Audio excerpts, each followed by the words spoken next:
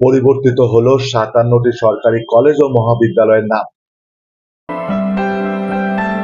ঝিনাইদহের ৩টি কলেজের নাম পরিবর্তিত হয়ে কি নামকরণ হলো? জাতীয় বিশ্ববিদ্যালয় অধীনে দেশের ৫৭টি সরকারি কলেজ ও মহাবিদ্যালয়ের নাম পরিবর্তন করা হয়েছে।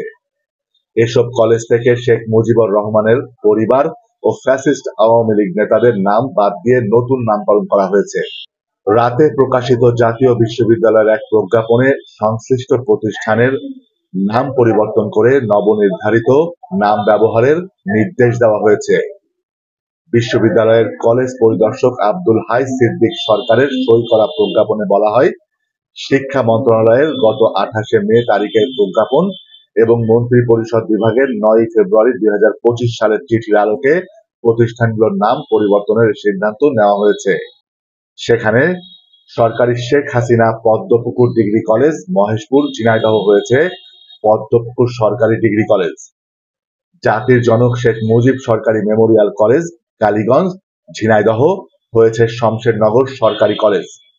সরকারি বঙ্গবন্ধু মহিলা ডিগ্রি কলেজ শৈলকুপা হয়েছে ভাটইবাজার সরকারি ডিগ্রি কলেজ।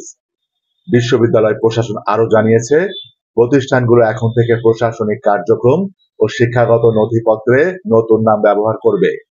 একই সঙ্গে সংশ্লিষ্ট কলেজগুলোকেও এর নির্দেশ দ্রুত বাস্তবায়নের অনুরোধ জানানো হয়েছে। প্রজ্ঞাপনে আরো বলা হয়, সংশ্লিষ্ট কলেজগুলোকে তাদের অফিসিয়াল নথিপত্র, নেম প্লেট, ওয়েবসাইট, চিঠিপত্র সহ সব ক্ষেত্রে পরিবর্তিত নাম ব্যবহার করতে হবে।